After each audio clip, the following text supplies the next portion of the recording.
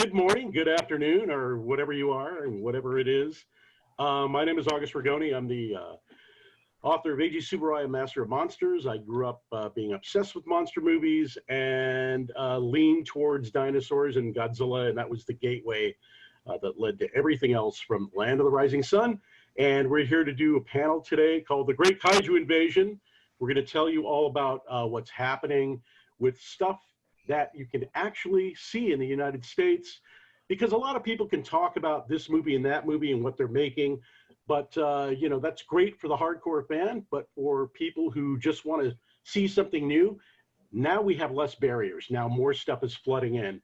And today joining me is Kyle Yount from the Kaiju cast and Collect All Monsters, and then Jason Varney, who worked with me on the Arrow. Well, actually, we did it for Shout Factory, the audio commentary for Gamera versus Barugon, and that has been transposed to the recent Arrow Blu-ray box set, and also he's written for Famous Monsters. So, good morning, gents. Good morning. What's up, dude? Here we are. So, yeah, there's a lot of stuff coming out in the United States, stuff that you didn't even know you wanted. Yeah, welcome to the Neo Kaiju boom, right? Tons of it. Know how I'm ever going to be able to afford it. Well, speaking of which, that's a great segue, because there are a lot of stuff coming out, or you know, physical media, Blu-ray and DVD's dead, isn't it yet? But so we got stuff coming on Blu-ray, but some people might go, well, you know, I don't want to spend $19.95 or $24.95 on this movie I've never heard of, I don't know much about. So what can you see for free? There's a lot of stuff on streaming right now. So Kyle? Very true. Do we want to kick things off with talking about what you can see for free on YouTube? Why not? I think that's appropriate. Start. And this isn't just and this is just isn't somebody uploading their own videos. These are official streaming YouTube channels by the Japanese companies. And this is the most recent Ultraman series that's being simulcast on YouTube from the original Japanese company, Tsuburaya Productions. This is Ultraman Z, or Ultraman Z. So every Friday at 5:30, there's a brand new episode with English subtitles. So everything we're going to talk about is available in English and English subtitles. So we don't have to keep repeating that, and that no one has any hanging Chad questions, whether they're going to be able to understand it. And so Ultraman Z is the latest Ultraman series, and every Friday, as I said, at 5:30, they're simulcasting an episode just hours after it plays on Japanese television. Anybody have any insight on Ultraman Z? I will say, as far as Ultraman shows go, this one is like a ton of fun. It reminds me a lot of how fun Ultraman Orb was, and right. It's kind of just all of the Ultra series as we get further into the Ultra life get a little goofier, a little more gadget dependent for toys and stuff like that. So as long as I go into it thinking that, I'm gonna see toy commercials inside the show pretty much. It's super fun. I love watching this, and the fact that we can catch it pretty much the same time it airs in Japan is amazing. Right, exactly. Jason? Yeah, do we know for sure whether this is going to be coming out on physical media in the States at some point? Well, you know, nobody is saying anything right now, but it's pretty apparent it's going to happen. Okay.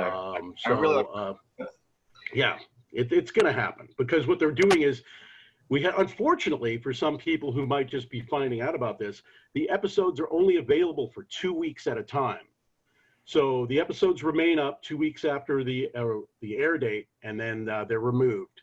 So right now you couldn't start at episode 1. I believe it's a 25 episode series, off the top of my head, and they're about what are they on, 15 now? And they just premiered on Friday. 15. Yeah. Yeah. So time you have a choice of 2. Right.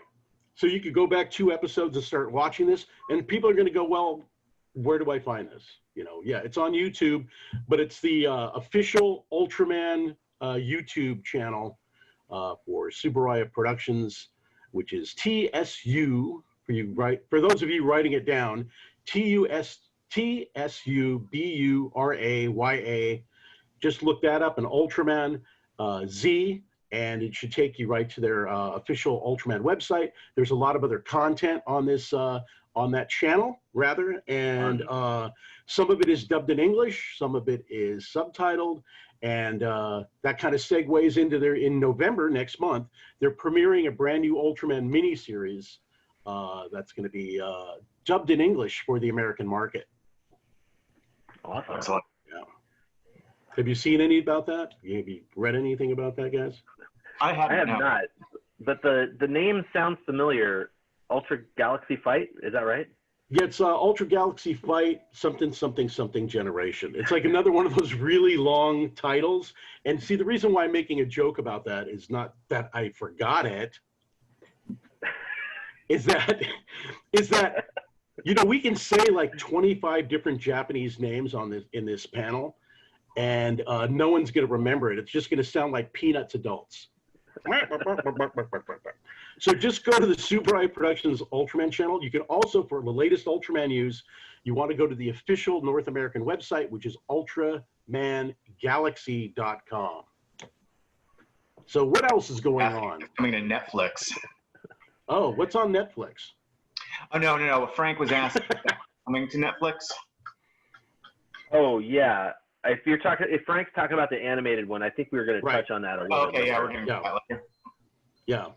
All right. Yeah, so yeah, we can also, most people are familiar with Ultraman being a live action property. So, but there are a couple of animated versions or iterations of the character.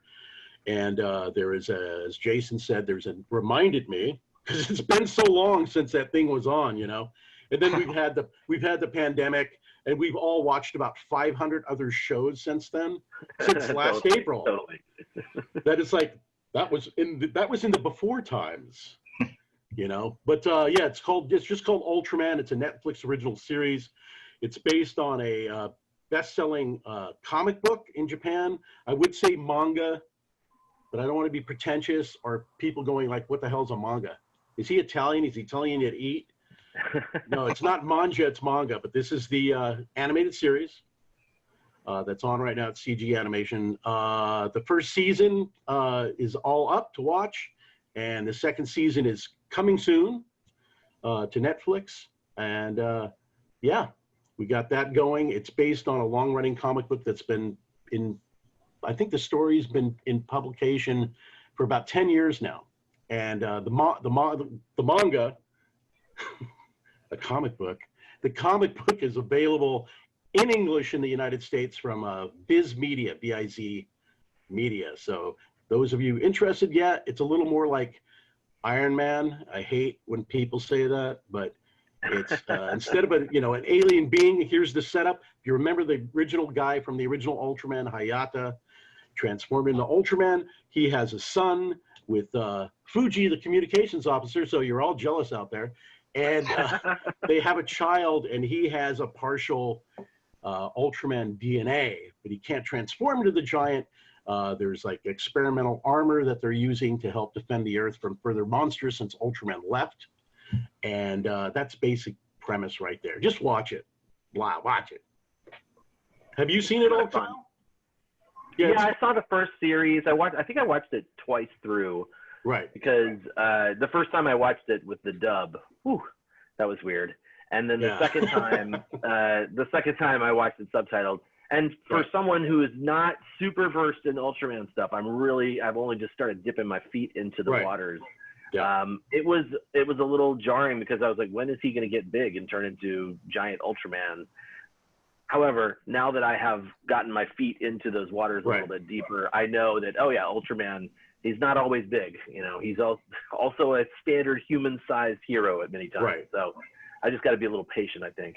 Yeah, and I think since the comic book has been running 10 years, that it shows that it's got some audience for it. In Japan, and there's younger people in the States that are Japanese comic book freaks, and they're quite into it because the publication is up to something like volume 16 or 17 right now. They're published in like paperback size, pocketbook format, and it's selling really well. I mean, as an old school original Ultraman fan since I was 5 years old, it's I'd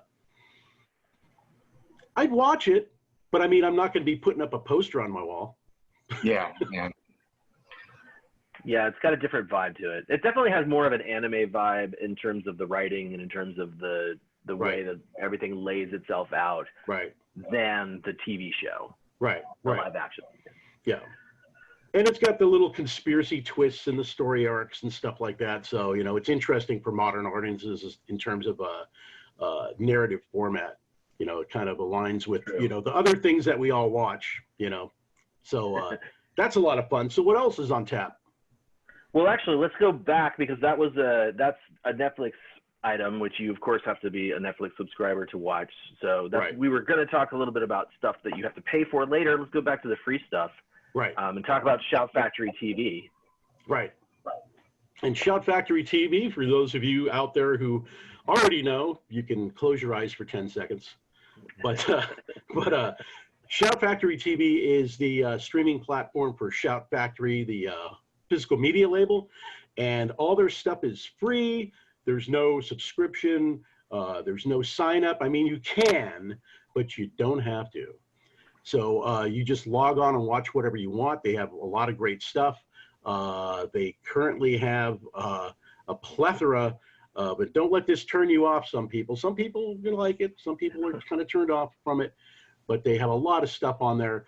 And here's the 1974 TV series Ultraman Leo, which they licensed a few years ago, kind of ahead of the curve of the big Ultraman wave we're getting now. And every single episode of the show is up. There's like, if you want to watch 50 episodes of an Ultraman show you've never seen before, it's Ultraman Leo. And it's English subtitled. So all this stuff, again, is English subtitled or available in English dub. More subtitles than dubs right now currently.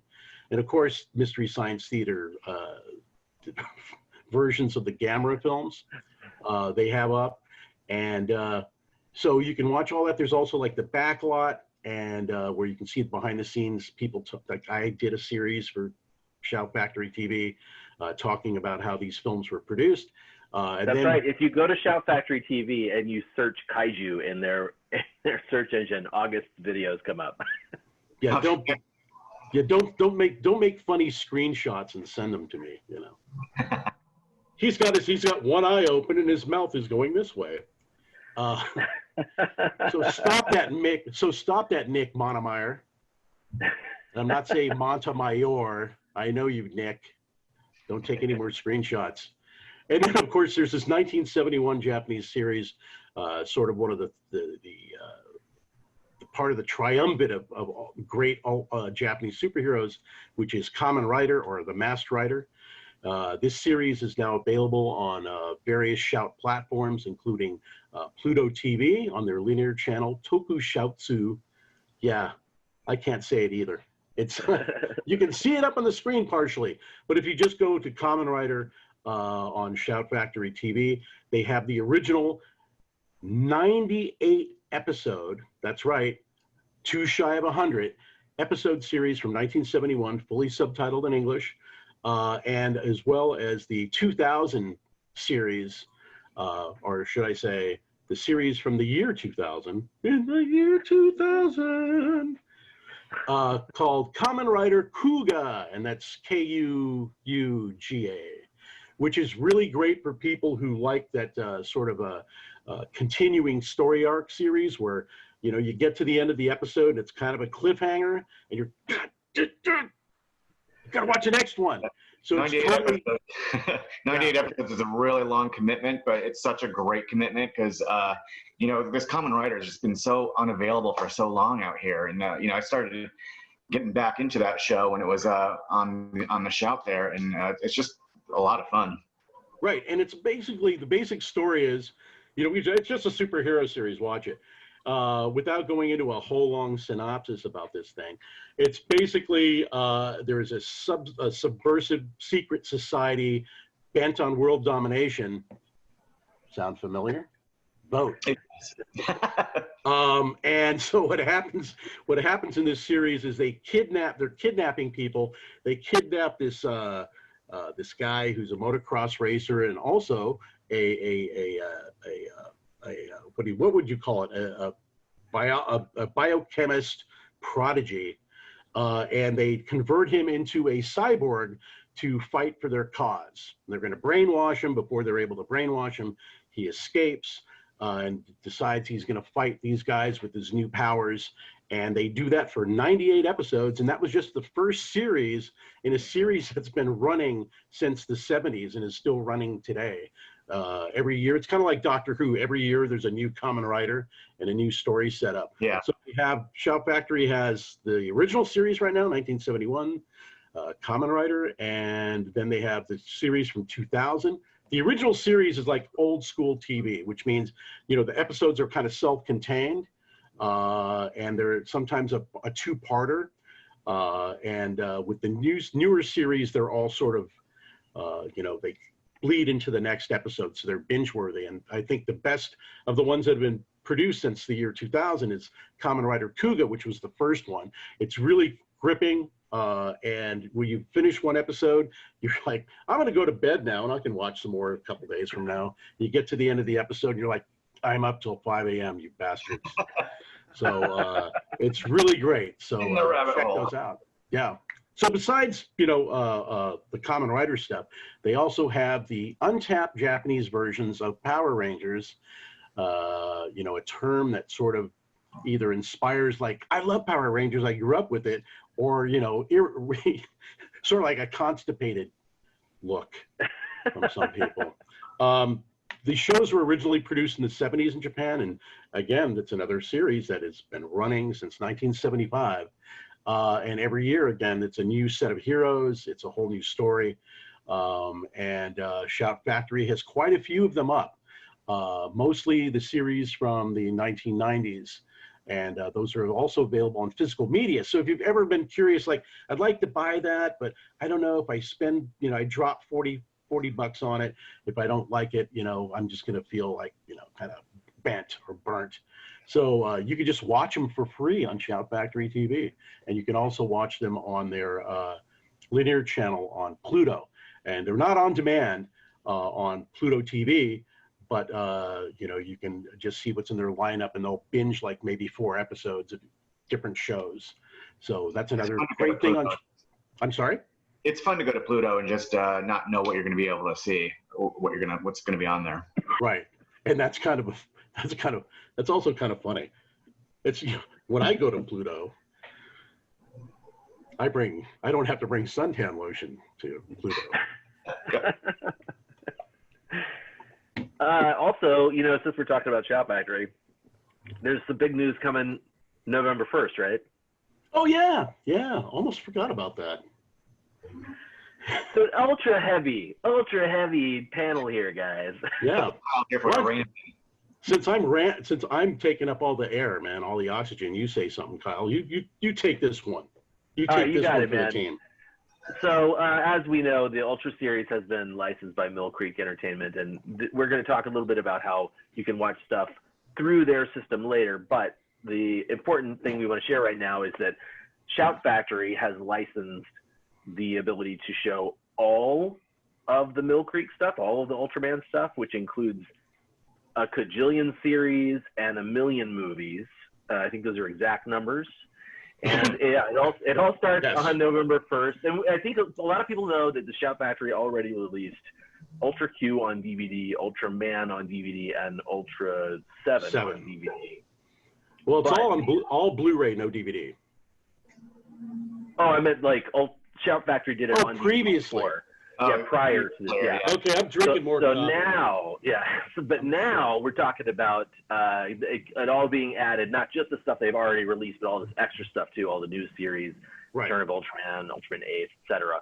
All that's going to go on Shout Factory TV, and it won't all drop on November 1st, but they'll have a initial launch, which I don't have in front of me, and then later on they'll start adding more. Yeah, the launch is 5 shows. And it's going to be the original Ultraman the show that preceded it called Ultra Q, which is more of just a kaiju show. There's no superhero in it. It's the show that they made first, and it was so popular, then they came up with Ultraman to follow it up. Ultra Q is also shot in black and white. If you dig the old Godzilla films from the 50s and 60s, they're like mini movies. They're almost like half-hour Godzilla films. Some of them were a little more sci-fi. Some of them were a little more, mystery. So it's kind of like X-Files made in the 60s with kaiju in it, with Japanese monsters in it. And of course, one of my favorite shows ever. Hey, there you go. And it's only like, it's not a big commitment. It's 28 episodes. So, you'll dig it. And you have the original Ultraman, of course, which most people know. Ultra 7 was the show that came after Ultraman in 1967. And it's a little different than Ultraman, but it's, similar. And a lot of people, it's like considered sort of like the favorite among fans in Japan is the series Ultra 7. Anyway, yeah, so they're going to be dropping those 3 series to start with, as well as 2 of the more recent shows, Ultraman Orb, which was made a couple years ago, and Ultraman Geed, which was 2 series ago, I believe, because you had Geed, then Ultraman RB, and then now we have Ultraman Z. So that almost rhymes. We could put together a Ultraman RB, Ultraman Z. It is a Sesame Street episode waiting to happen, man. Yeah. Brought to you by the letters U and M. And sponsored by Hey Rigoni, F-U. So yeah, this Shout Factory is going to be streaming all this Ultraman stuff, and they're going to drop new series over time. There's no set schedule currently, but they'll be regularly updated with new series, and they made this historic license. Which truly historic because, they bought an entire franchise. They licensed an entire franchise for streaming. And again, it's all free. Should we talk just a little bit about how amazing it is that we are getting all of these Ultra series and why we're getting them now as opposed to all throughout time? Right. Just touch on it a bit, I would say. Jace, what? Yeah, because 5-10 years ago, we didn't have any of these shows anywhere. And now they're just, we're drowning in them, basically. It's raining Ultraman. Yeah, exactly. Oh my God. That needs to get turned into a GIF right there. Yeah. I got to get that trademark. See, right now I'm declaring copyright. No one steal that super great idea. Go out there and steal it. Yeah, I just wanted to talk briefly about the fact that Ultraman's rights were tied up in legal hell for decades, essentially. Yeah, basically. And really quickly, there was a company in Thailand in the 70s that Ultraman was shown all over Asia, and it was particularly successful in Thailand. And there was a Thai movie, a wannabe, I would call him a wannabe movie producer. He was like maybe, for some of you old timers out there are going to get this, he was the Jerry Warren of Asian films, or the Larry Buchanan. So, and a guy that goes by the name of, I can't pronounce Thai words, man, but he's got a long last name, but then for the export market, he was the guy who made such films as Crocodile. And not the good crocodile, this is a really awful crocodile, but Sampote Sands. And this guy decided, long story short, because this could be a whole show in itself, is that he signed a deal with them to produce original motion pictures that would be co-productions with the Japanese company, and they would use the Japanese special effects crew and Japanese stuntmen to do the Ultraman stuff, and those are very successful. He had produced, after the guy that he worked with the most at the Japanese, on the Japanese end at Tsuburaya Productions, passed away in 1996. This man shows up, or in 95, he passed away in 95. And then he shows up with a contract saying, he signed this in 1975, signing me all the rights to Ultraman, and also that I'm the creator of Ultraman. And this didn't start happening until after the other shoe dropped, and the man who signed this, allegedly signed this contract over to him, passed away and could not refute it. And this was at the time where Tsuburaya Productions was starting to produce Ultraman shows again for the Japanese market, and they were becoming very successful. And this guy just saw, you know, an opportunity, and he fought them tooth and nail throughout Asian courts, Japanese courts. I mean, they went all over Asia. It was Thai, China, everywhere. Meanwhile, this guy's selling the rights to toy companies. He's authorizing TV series to be produced in China. And it was like just the most rampant nightmare of your intellectual property being bootlegged of all time. And then finally, they came to federal court in the United States, in Los Angeles, and they lost, and the Japanese creators got all their rights back. So during this whole time, this started like the late 90s, this fight was going on for 20 years. And meanwhile, there were American. Ended what? 2 years ago? Yeah, a couple of years ago, just 2 years ago, you know. So, and there were American companies that wanted to put out Ultraman on DVD over here back in the 90s, and they signed a deal with Fox just before it got really ugly. And a lot of people want to forget the series on Fox, which was no, we're not going to even talk about it. It's not worth it. It's not worth it. It's not worth it. It distracts from the story. It's another sidetrack. But like, here's an example, like A&E. Remember when they were putting out all the Jerry Anderson shows and all the classic television? They were putting out like Thunderbirds and Captain Scarlet and UFO. They wanted Ultraman. And in fact, that couldn't happen because of part of all that mess. It was partly because Ultraman Tiga was on Fox, and they didn't want parallel, what is it called? What is it called?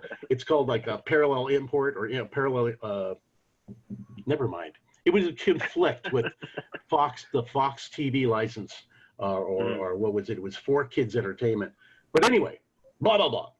So finally, that's all quashed, and now we're getting a veritable deluge of Ultraman. That's why it's all coming out now. And you know, the Japanese companies really wanted to have a foothold in the American market for a long time and brand Ultraman back again in the United States, make up for lost time.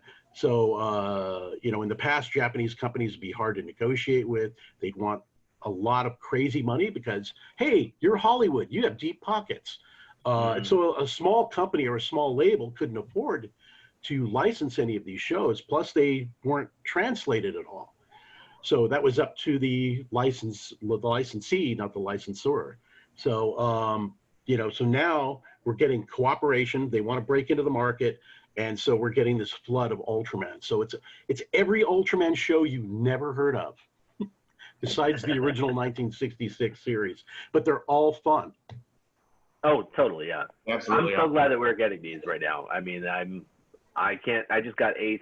That was the last thing I got, so I'm really looking forward to Taro coming out. Right. So he's talking about a show from 1972 called Ultraman Ace. And there were a whole string of them in the 70s. We had the ones in the 60s. They kind of came back in the 80s a little bit. And then in the 1990s, Ultraman came back really strong. And they've been producing series ever since the late 90s. So we can watch, like we said, Ultraman Z, which is the latest show, which is on now on YouTube.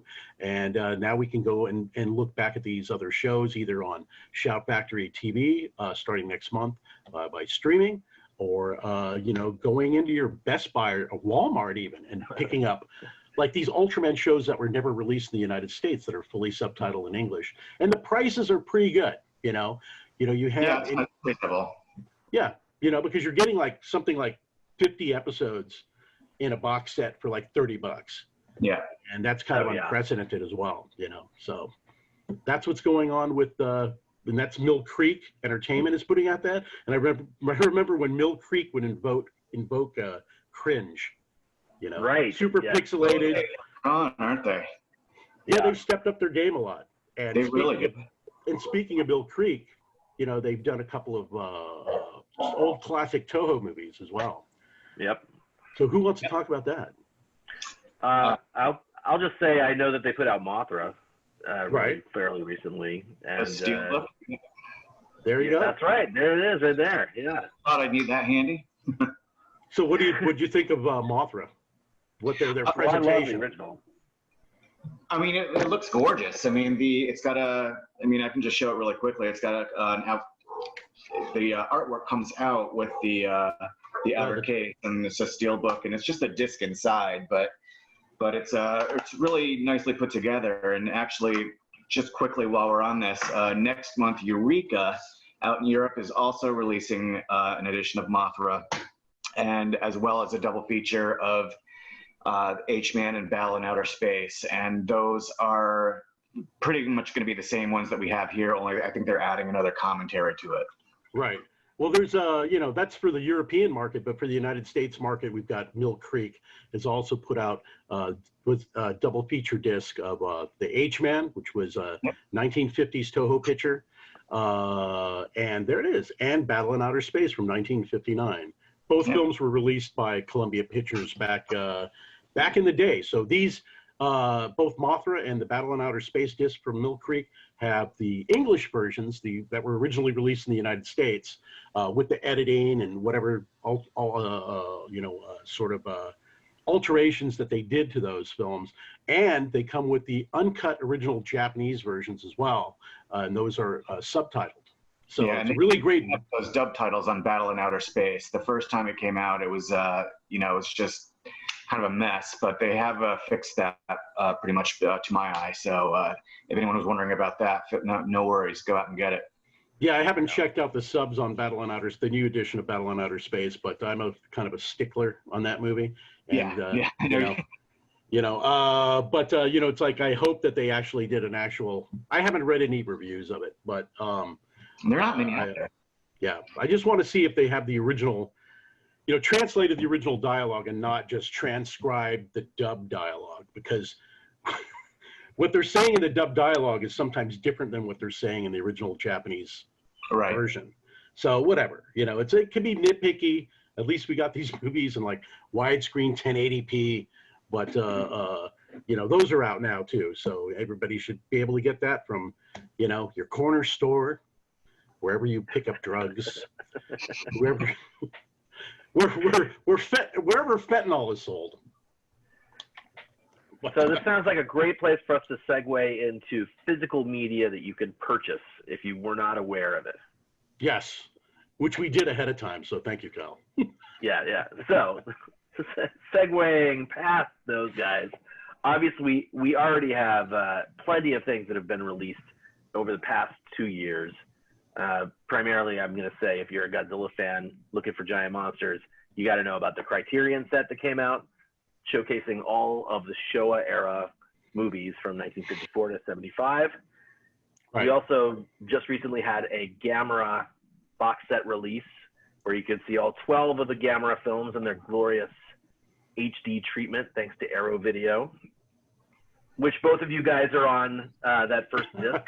All three of us are on the box set, yeah. Yeah, that's right. Legion commentator right here. Excellent job. All three back together again for the first time. And then, of course, yes, like we've been talking about the Mill Creek stuff, and so far they've put out a lot they put out a handful of the old series, a handful of the newer series, and so as I would just say for anybody interested in checking out the Mill Creek stuff and what's coming down the highway of Ultraman, just keep an eye on their website, right? That's where they'll usually post that schedule. Yeah, well, hopefully they haven't. I don't think they've actually posted a physical schedule, but they have. I think I haven't seen it. Maybe they did. Maybe they did. We'll have to look and find out. I don't think I saw anything past Ace, but that doesn't mean it's not out there. Oh yeah, right. I remember they made one a while ago, but it might be old. Yeah. Right. The last list that they did a printed for convention, which we can't go to right now. That's why we're here online.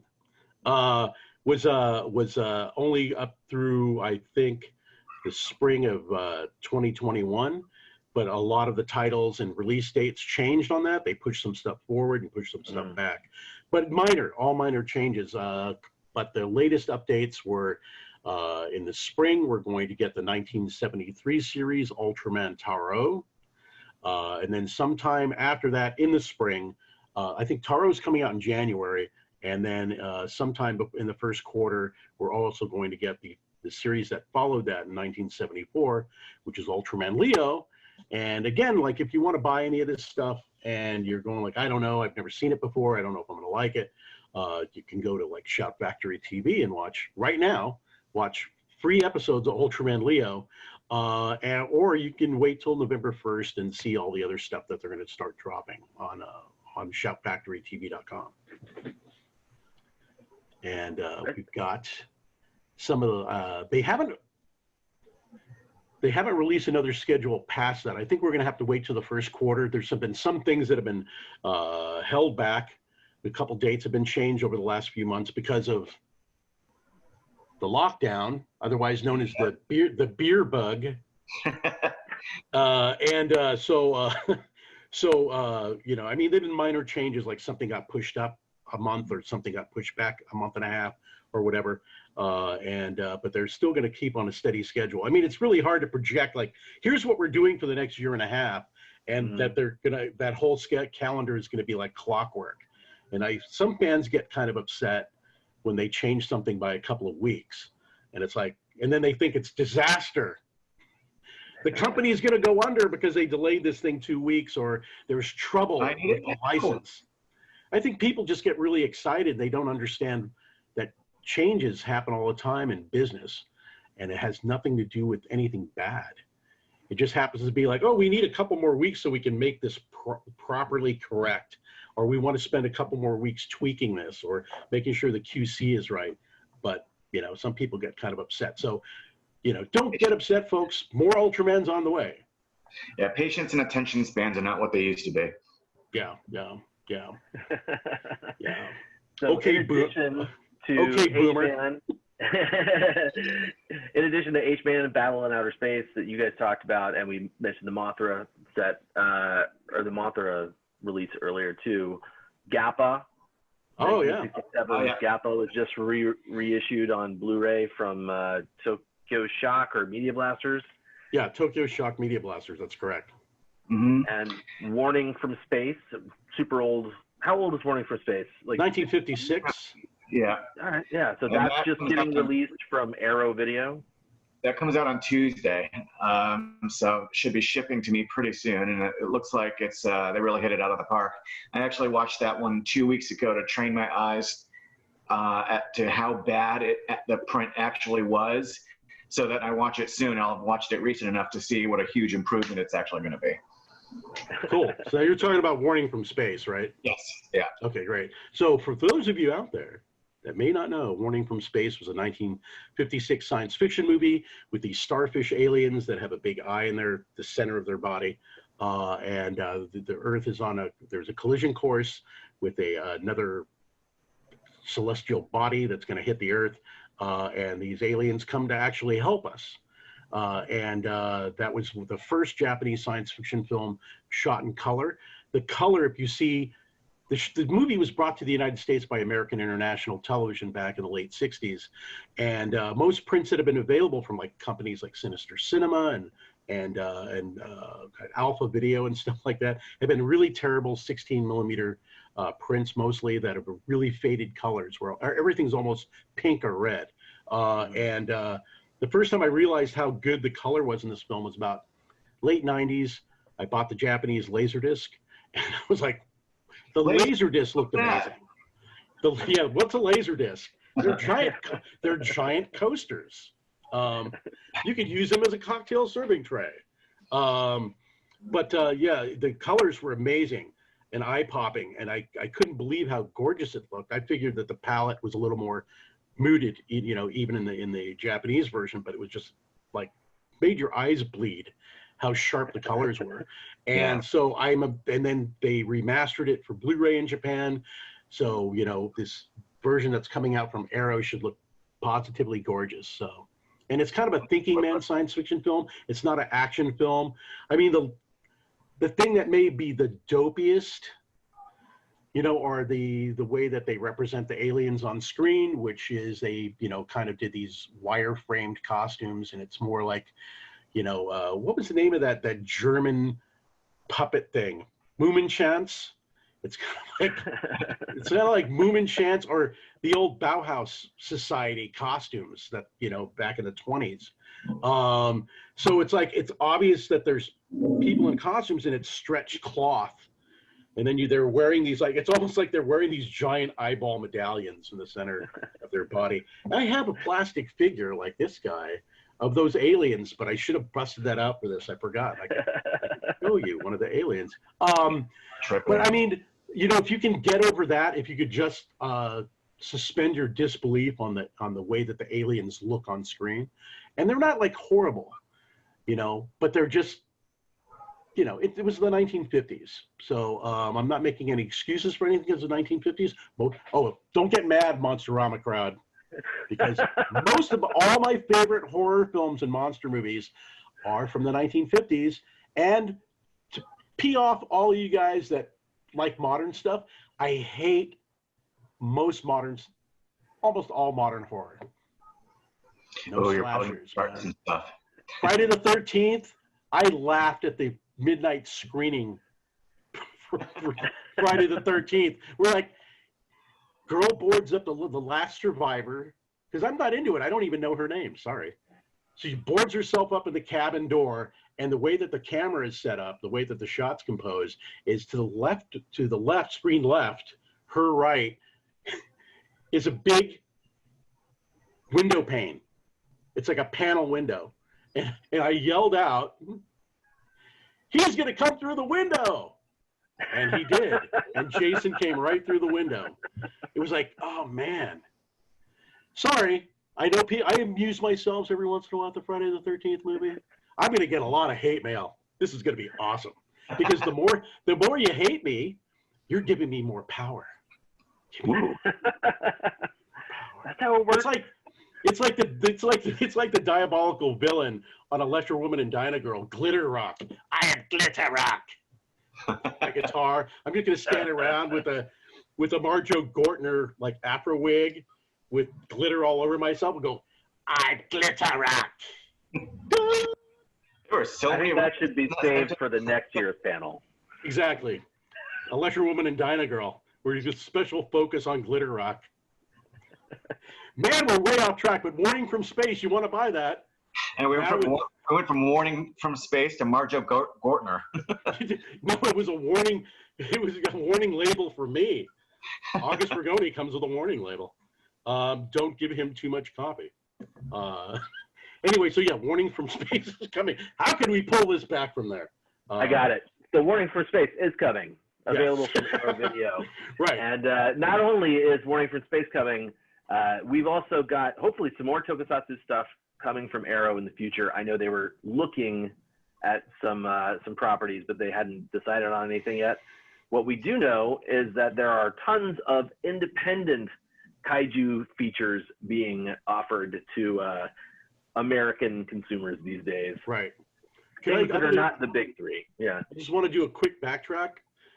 The Arrow does have a couple of titles that I can't mention, but they already have signed the deal and everything, and they're going to be coming out probably in the next couple quarters.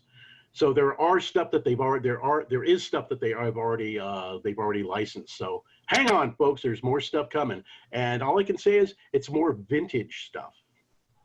So now we're going to talk about newer stuff that's coming out. Intriguing. That's right. Intriguing new stuff. So if you guys are unaware, the viewing audience out there, not only does Toho make Godzilla, Kadokawa and Daiei made Gamera, and Tsuburaya making Ultraman. You've got lots of independent kaiju creators out there, like Shinpei Hayashiya, who is like I don't even want to go into it. Shinpei Hayashiya is a funny dude who makes funny kaiju movies, and so he just recently had his trilogy released from SRS Cinema here in the States, which is amazing. That this independent, the set of 3 movies, which are funny and dorky and weird, they're finally available for American fans to check out. Yeah, and SRS is doing a lot more stuff too. What was that? What are the titles of those? Oh man, the titles of those. Oh man, you know what? I just know the titles of the Japanese ones, which basically are Riego, Raiga, and then the third one is Raiga versus Olga. Right. But honestly, SRS gave them kind of weird names like Raiga, God of the Monsters, or something like that. Right. Some weird subtitle to it. Yeah. Yeah, I think SRS is sort of leaning on that. We're going to make it look like one of those terrible sci-fi movies in terms of like ripping off the look of a modern movie's poster, right? Right. But since Legendary Pictures has Godzilla King of the Monsters in theaters, we're going to just like take that, not a tagline, but the subtitle for the actual movie itself. Right. So exactly. Good times. Prime? Not all three, right? I believe all three of them are on, at least two of them are on Amazon Prime, right? Oh, yeah. I think all three are on Amazon Prime. All three? True. Okay. Yeah, well, so as we keep talking about this stuff, anything that's available to watch digitally will also shout Someone that said out. David says they're free on Tubi as well. Oh, cool. Right on. That's interesting. Anyway, so those movies, not to mention another independent filmmaker, Yoshikazu Ishii. He made a movie called Attack of the Giant Teacher. That got released or is coming out really soon from SRS. SRS is also putting out Daisuke Sato's Howl from Beyond the Fog, which was a Kickstarter campaign several years ago. Independent filmmaker in Japan partnered with an old school Showa era suit maker, Keizo Murase, and they put together the monster for this movie. Right, and that was the same guy. Yeah, Murase was the same guy who built the Varan suit from Varan the Unbelievable in the late 1950s. That was 58. That's right, yeah. Yeah, so there's a fantastic book of his stuff, by the way, if anybody ever wants to check it out. It's awesome. Yeah, just look it up. How am I going to find that? I don't know that guy's name.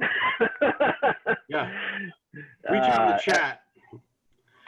Yeah, I should put it in the chat. Anyway, the last thing I was going to mention is that tangentially related to Howl from Beyond the Fog and Daisuke Sato, has also started working with Keizo Murase as well, and they have a brand new Kickstarter campaign out for Murase to make his own movie. Actually, you know what? I could probably bring that up here if you want to vamp for me a little bit, August. Well, we're going to, let's say, I think there's another, another filmmaker rather, that is pretty prolific. We're going to get to in a second. That this guy probably puts out about two movies a year. So going back to this is Keizo Murase. A lot of the guys who are still working in the prosthetics, special effects industry in Japan, making monsters still. They're still making monster suits. They certainly are. If you watch Ultraman every week on YouTube, this gentleman is called affectionately by the younger guys as Papa. So here's the trailer for The Brush of God, or The Brush of the God. Yeah, it's really, so I'm not going to actually play the audio on it, but I just want people to know, especially people who might not know who Keizo Murase is. This dude started working at Toho early, right? Like August said, he built the Varan suit in 1958. So started working at Toho really early and has basically been making monster costumes since he started. He does stuff like this where he's starting a Kickstarter campaign, but even worked on stuff in the Heisei era, and even like I said, built the monster for the other independent movies. So he's still I mean, the dude, it's an old guy, but honestly, he's spry for a old dude. If you have the old Varan DVD, there's actually a supplement on there with him actually showing how he made the Varan suit and such. I think it's about like 15 or 20 minutes long. It's really interesting. Fantastic little with Fujiki Shinada, right? Isn't it? He's the guy in school. Yeah. Shinada is one of the modern suit makers that came into real prominence with Godzilla vs. Biollante in 1989, making the giant Biollante, all the different representations of Biollante on screen. And a lot of guys like Murase, when they left Toho, when Toho sort of let everybody go of their contracts in the 70s, some of them, I think as early as 66, they went off and immediately formed their own smaller effects houses. and Murase started a company as well, which is still going to this day. And like some of these guys would go on from working at Toho Studios and working on international co-productions like The Green Slime and films like that. I think Murase's company worked on The Green Slime. Oh, cool. Actually, no, his company didn't, but he was one of the guys that worked on building the Green Slime suits as well. Okay. That was right before he started his company, 20. Right on. Yeah. So anyway, so, there you go, guys. I would highly, in fact, I will, I don't know if this will work, but I will try and post the link to that in the chat to right. the Zoom call. Yeah, so there's like these guys that are doing independent films, working for raising their own money. There's guys that are, still making movies. In Japan, it's very, it's been a long-standing tradition to make original made-for-video movies, which the Japanese call, anime, they call it OVA, original animation video. But these just go directly to video, and it's no shame. It's not like this movie was meant to be in theaters, but we were reduced to releasing it on video. These are produced specifically for home video release. There are guys out there that are working on that angle. There's guys like Murase and Sato who are raising money on their own, Kickstarter, GoFundMe. And then you have Mr. Kawasaki. That's right. Some of his movies have already come to the United States. We've had the Calamari Wrestler back about 15 years ago. Yeah, Calamari Wrestler. Yeah, and the Executive Koala, and everything sinks except Japan. Yeah, that one's a trip. And he's still making stuff. I mean, this guy's literally making 2 new movies a year. And the last couple of years, he's been primarily focused on kaiju. He's always done monster sci-fi stuff, but this is like specifically giant monster stories. And his latest one is, yeah. Is he the one who did Monster X Strikes Back? Which one? Yes, he is. Yeah, Monster X Strikes Back. He did the Gilala sequel. That's right. Right. So there's a movie that a lot of you might know, which is The X from Outer Space. This guy actually made a sequel to that, which was a comedy called Monster X Strikes Back. And that was released on home video in the United States on DVD.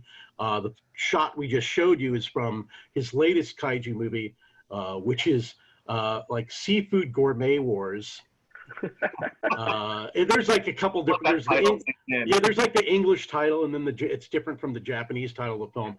But it's basically a scientist loses his seafood lunch. He's also a budding gourmet cook, and he's I guess he's on his bicycle. We haven't seen the movie yet, but it just came out in Japan, and he tumbles off of his bike. He loses his seafood into a river which is polluted, and it turns into giant monsters. So you have a squid, an octopus, and a crab, and then they fight. And then there's like a science patrol team that comes in to fight them. And it's a good thing he wasn't eating clams. Yeah. I hate to do a spoiler, but I'm going to spoil it for you. And at the end of the movie, they eat them. The humans eat them. Delicious kaiju. Yeah. So that's his latest one.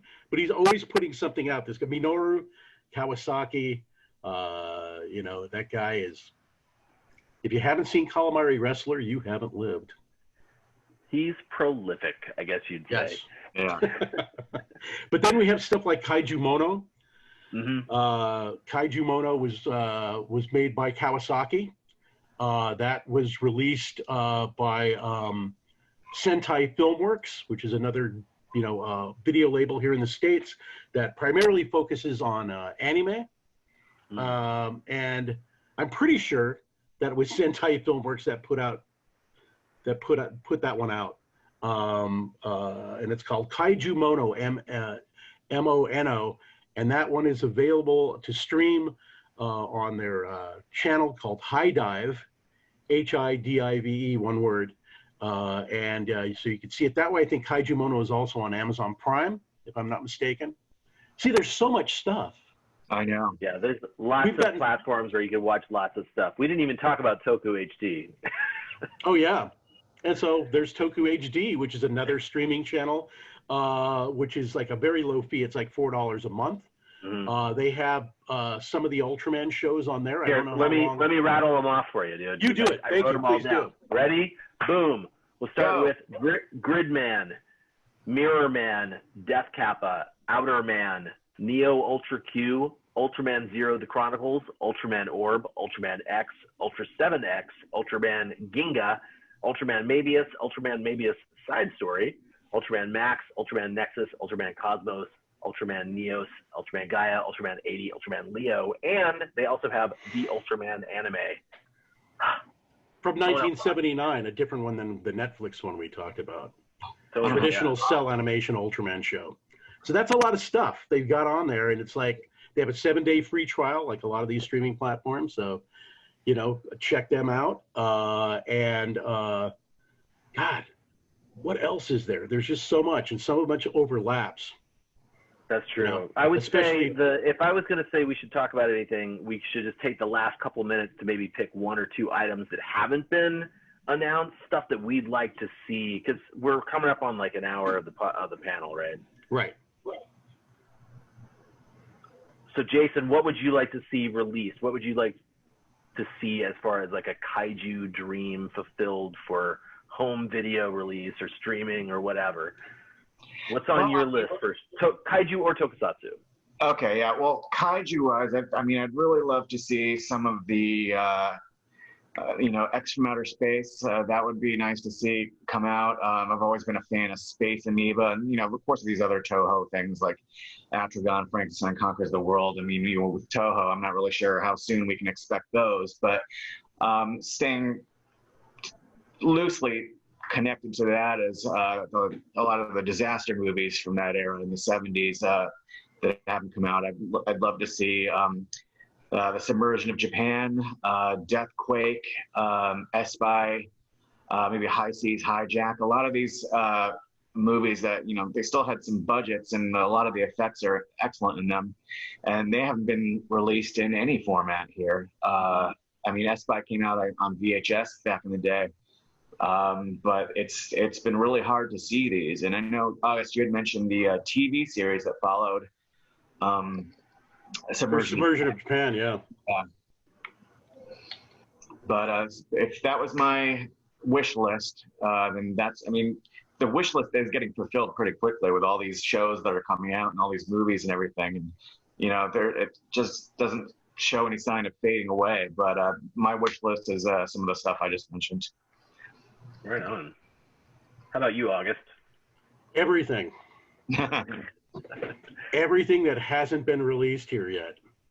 That would be, you know, that would be great. There are, I agree pretty much, you know, with Jason, there's nothing on there that I go, what the hell's wrong with you, Jason? Espy, what? No, it's pretty much, you know, I just want to see more old school stuff, get some of the stuff taken out from the Toho catalog. I would like to see Shout Factory continue with putting out Super Sentai and go backwards more to the earlier shows. The earlier, I feel, better shows. Because as we were talking with Ultraman, and the same thing with Super Sentai, which is, you know, the Japanese version of Power Rangers, the original version. A lot of the shows now are driven by toy companies, especially Bandai. Well, Bandai is the main sponsor, and they have to have all these gadgets and these extra forms and multiple, you know, armor thingy-mabobs add-ons. And the earlier shows were, you know, weren't beholden to that. So it was up to the imagination of the writers and the directors to come up with what was happening in the show. They weren't beholden to you know, to sell toys in terms of you know, just adding everything on there. Like, you know, if you or your kids watch anything like, you know, Yu-Gi-Oh or Pokemon, you know, there's like a part of the driver of those things is selling the ancillary products. You know, like if it's a card show, you know, they have the cards, you know, and you know, that becomes kind of like, okay, well, so this is driven by that. Well, when are we going to have something that's driven by the narrative? instead of like the narrative to sell, you know. And I know commercials are important and the sponsor dollars are important. If the sponsors weren't sponsoring these shows, they wouldn't be on the air. But sometimes they can get kind of over the top and ridiculous. Like, you know, each Ultraman now can, like, the newer ones have like 3 different forms, and then they have add-ons, and they go, I'm gonna get the power of these 2 Ultramen and combine it with mine. Then I'm gonna become Ultra Mega Superman. And by the time each Ultra series ends, you have to have bought at least 6 different accessories to turn into your different Ultraman characters. Yeah. And part of and you know, it's an interesting thing. A lot of people go like, well, that's really dumb. That's kind of like greedy. And what it is actually that here's where the panel took a serious turn, is that Japan they have a declining birth rate that's been happening for 20 years. So that's why they're doing this with all these shows, because there are less children in Japan to sell these toys to. So they have to keep coming up with all these variations. Like every single live action superhero series that's on, whether it's Kamen Rider or Super Sentai or Ultraman, currently will have multiple forms, because then they have to sell 3 dolls instead of 1 doll. You know, it's like, well, there's only 1 Ultraman figure and we're selling to 30% less children than 25 years ago, because the population's dropping, you know, the birth rate's dropping. So this is why it's sort of the sad, dark cloud behind, you know, it's not just corporate greed. It's like we're trying to make a buck here and produce these shows and keep our heads above water. So we have to do all these forms, and we have to do all these different additional characters and whatnot, and expand the toy lines. And then, you know, if you do this, and there's like all these add-on weapons or add-on armor or whatever, they've got to do it. They've got to show it on the screen every week, so the kids can also. And a lot of Japanese kids will be watching these shows, and they'll pull out the toys and they'll do it at the same time on the air. Like probably how every American kid. See, this is how bad we had it back in the day, because all you could do is like hold up like maybe a pen when you were like 8 years old watching Ultraman. This is my beta capsule. That's all you had, you know.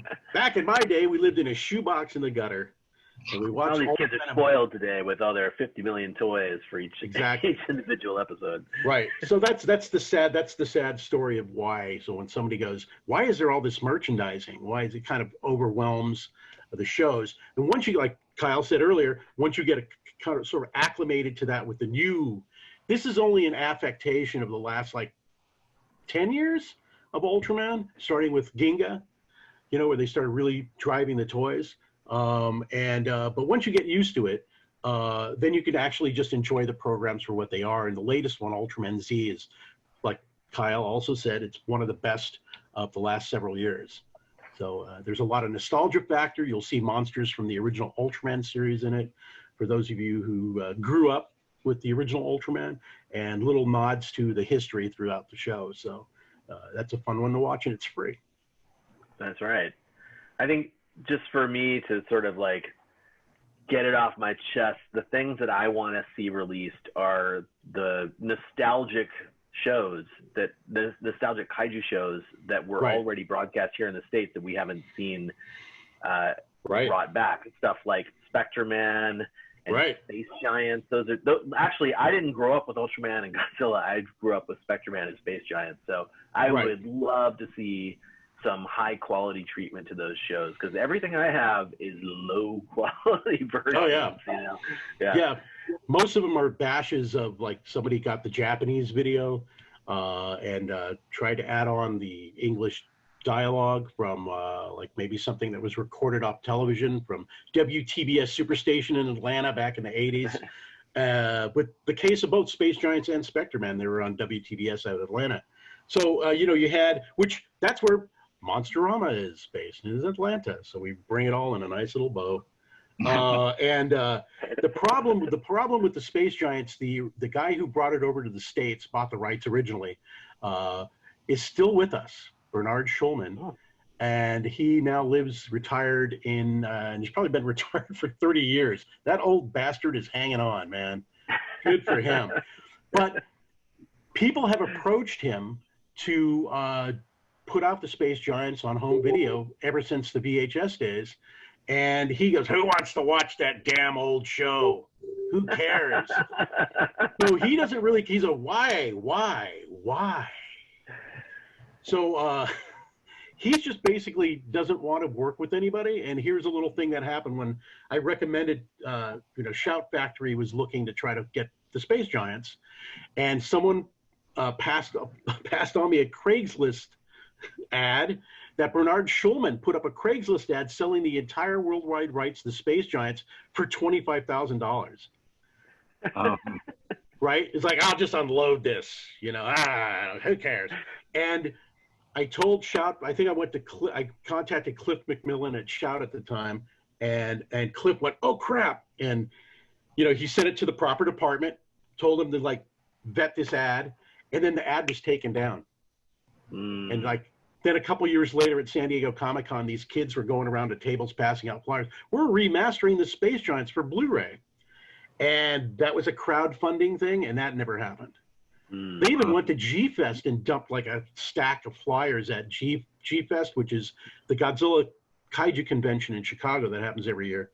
And that I'm was familiar with it. Yes. Yeah, that was a few years ago. I grabbed one of those. Okay, yeah. I came across it a few years ago. I was like, whatever happened to this? Where are my Space Giants? Yeah, there's been a couple of projects that hasn't, they haven't happened. Then with we searched for Spectre-Man, and we could not locate a single person that worked on the show in a in a ownership capacity. I don't know we still don't know where it is, who has it. But then we approached the Japanese distributor directly. And I believe at the time it was Amuse Entertainment. I may have that wrong, but who's going to quote me on that? You'll be surprised, Rigoni, who will quote you on that. And you'll never live it down. The word I got back was the Japanese license holder was not interested. Wow, really? We want to license Spectre-Man. We want to give you money, and we will release Spectre-Man in the United States. And they were like, no. Nah. Wow. But that company has since either gone under or they've lost the license, and the license has reverted back to the distribution license. But the ownership of it is still with the original company, which is a company called P as in the letter P Productions. Interesting sidebar. If there's any Evangelion fans out there, Neon Genesis Evangelion, or if you're a fan of Shin Godzilla, the guy who did the music for the music composer for both of those properties is a guy named Shiro Sano. That's not Shiro Sano, that's Shiro Sagisu. Right? Yeah. Man, I should have drank more coffee. No, Rigoni, you don't need to drink more coffee. But it was, Shiro Sagisu. And Mr. Sagisu is the son of the man who created Spectre-Man. The guy who founded P Productions, who was besties with A.G. Tsuburaya, the guy who did all the special effects for all the classic Toho movies. And he even worked on a couple of the early films. But that's his son. And he now runs all the holdings for P Productions. Wow. Kind of crazy. Yeah, crazy. I didn't know about that. That's wild, dude. So if everybody clicks their heels together 3 times and says there's no show like Spectre-Man, maybe we'll get Spectre-Man one day. And P Productions also produced the Space Giants. So both of those properties are with that company. We don't know where any of the English masters are for the dubbing, except for Bernard Schulman has got that stuff, but it's impossible to talk to him. There was some guy that was trying to claim the rights on the Space Giants about 15 years ago. And God, I can't, Gabrielle something. I feel terrible that Pascal, I can't remember. But anyway, it was this guy who claimed that Bernard Schulman signed the rights over to him. Another rights issue thing, folks. And it was this guy just wanted to do a comic book, and Bernard Schulman said, "Yeah, I'll give you the rights to do one comic book." And then the guy took that agreement and tried to run with it and try to claim ownership of the show in its entirety. And that went back and forth, and Bernard Schulman didn't care anymore because he'd forgotten that show, and he's retired in Florida.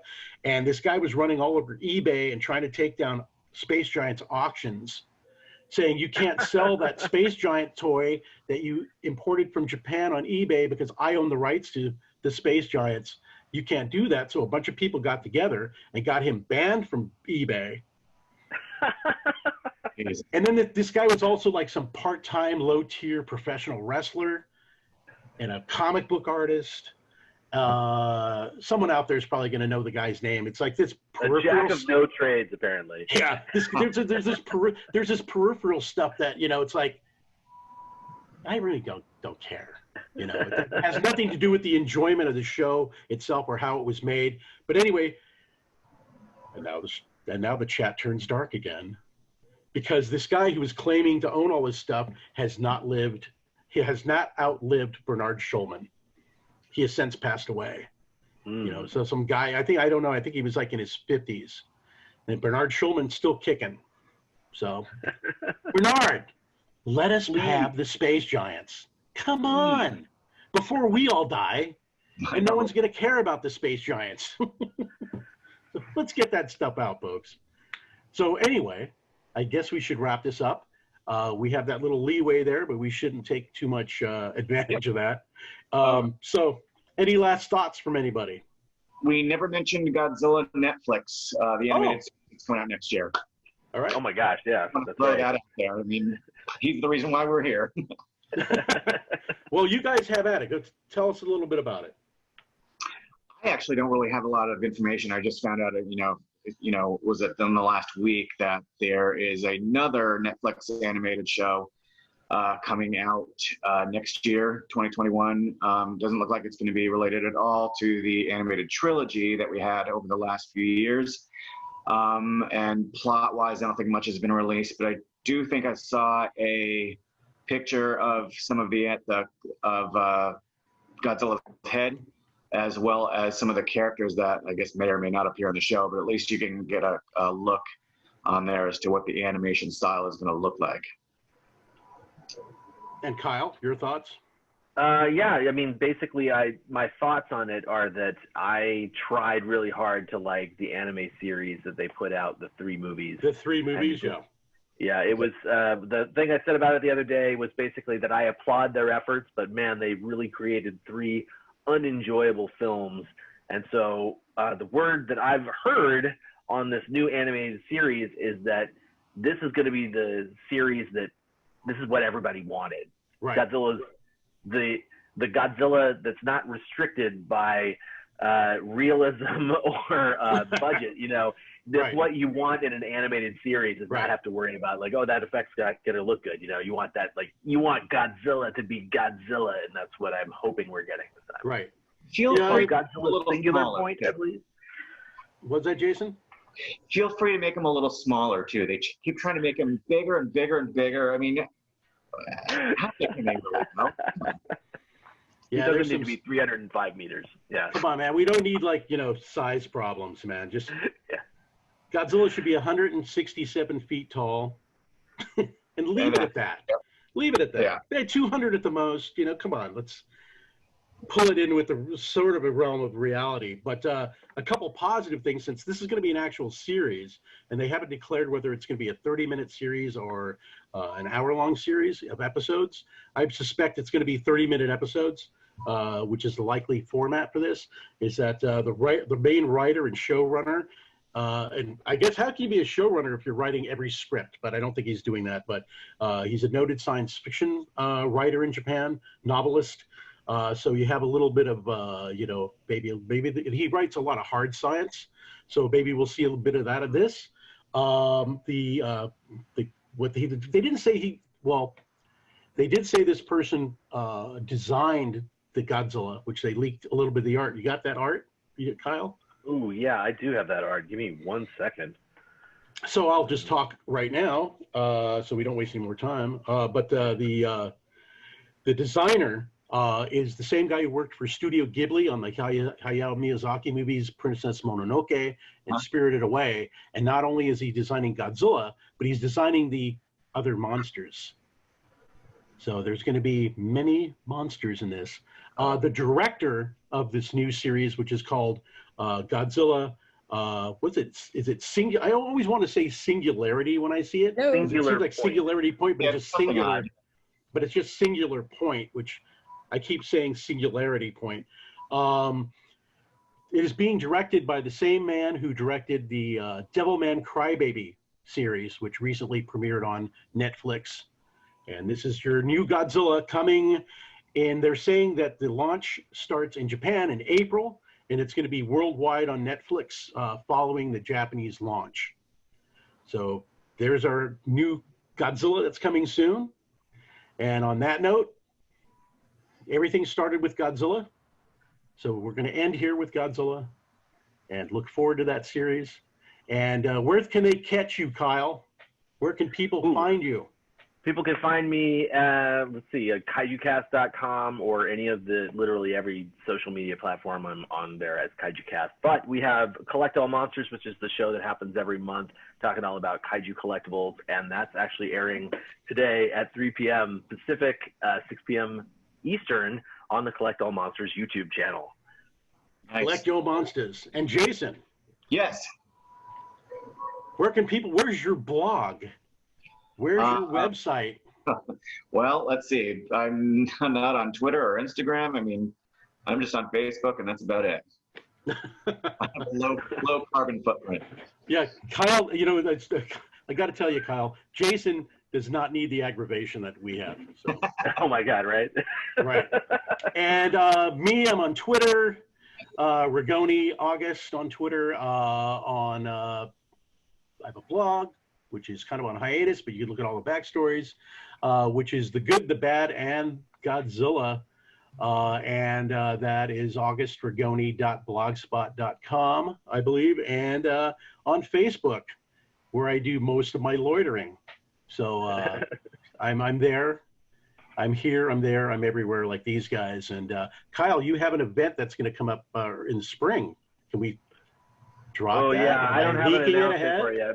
It's okay. Okay. We could talk about it super briefly. I did an online convention earlier this year as a replacement for G-Fest, the annual Godzilla convention that did not happen. It was called Kaiju Conline, and it went over pretty well. I mean, for being only having a month to develop it, it went over pretty well. And so it was such a good experience that I'm going to do it again in the springtime. And, of course, with several more months of planning. So it should be bigger, better, and just more awesome.